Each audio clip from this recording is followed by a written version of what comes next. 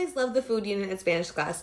There's so much culture you can explore when talking about food and recipes from around the Spanish-speaking world, and it's kind of tasty to sample too. Sometimes all of the options for food can be overwhelming, so what I wanted to do is share with you a list of ideas and activities you could use when teaching the Spanish food unit with your classes. Let's get right into it. Hey, it's Ashley, aka Senorita Spanish, where I provide easy-to-use resources to save you time and energy while you're lesson planning.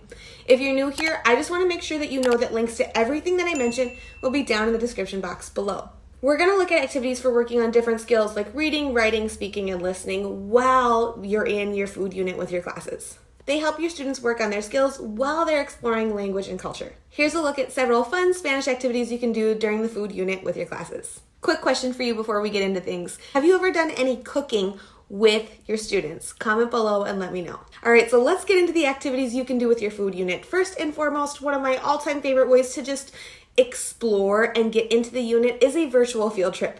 A virtual field trip lets your students explore just a vast variety of foods around the Spanish-speaking world, and it helps you get them to begin to understand that Mexican food like tacos and burritos that they see isn't the only food that's out there. The next option I have for you is this story with food vocabulary.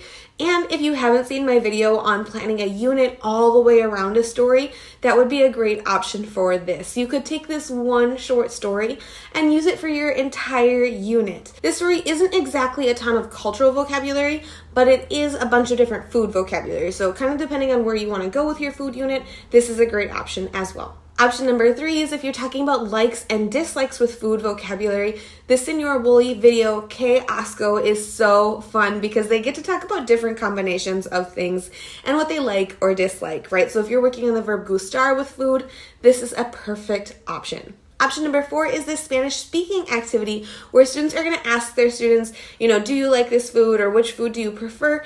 And then you're going to follow it up with some cross-curricular action for some graphing. So students can say, which food was the most popular or talk about what other students' opinions were. Option number 5 are these boom cards. And I love boom cards because they are a great interactive option for your students with instant feedback. So that's a great option for vocabulary and conjugation. In case you're not familiar with boom cards are basically digital task cards that provide instant feedback for your students. They're auto-grading, and there's all sorts of different things you can do with them, right? They can practice reading, they can practice listening, they can practice their writing, they can also do sequencing activities where they drag and drop things back and forth, all sorts of different options. But boom cards are one of my favorite ways to practice vocabulary in a way that's really easy and low prep for you. Okay, option number 6 that I have for you is this roll a story activity with food vocabulary.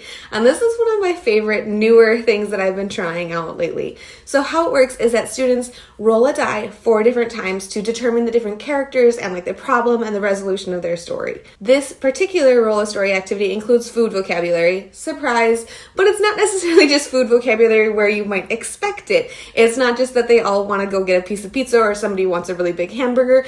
There's a little bit of craziness to it to encourage some extra creativity. I just also wanted to note that there is a page without the vocabulary added, and it is just pictures in case your vocabulary list calls something differently than what I had written on the sheet. So that way you can kind of customize it for your classes. You could also use that page to reinforce vocabulary by having students write in what the food is before they do the roll a story activity itself. This activity also includes some additional vocabulary to help them encourage their twists along the way. For example, none of the main characters are people. They will run into some interesting problems and some interesting solutions. It's all in good, creative, silly fun. Another option for your food unit for classes, if you're feeling brave, you can make a recipe. You can always cook with your students. Some of my favorite recipes that are simple include pico de gallo, salsa, guacamole, and tortilla española, although the hot oil can be, right, depends on the age of your students. I have also just made things at home and brought them in.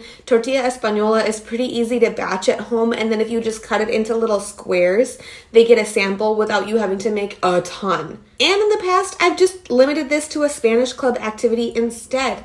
Don't blow your budget on this part of your unit, and don't blow your own time and energy out of the water, right? If you don't have space for cooking in your life, don't do that. If you're looking for more ideas for your Spanish club, make sure you check out my video here on 20 ideas for things you could do with your Spanish club students.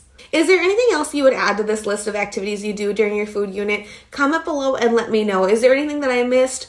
Or maybe there's a different recipe that you always make that your students love? Comment below and let me know what's something that you love to include in your food unit that I did not mention here. I hope this video has been helpful for you as you're planning your Spanish food unit. If it has, make sure you give this video a thumbs up, click subscribe, and ring that bell so you get notified of all new content that I create for you in the future. And if you think that it might help one of your Spanish teacher buddies while they're planning their food unit, consider clicking that share button and sending it to them so I can help them out too. Thanks so much for watching. I'll see you in the next one. Bye.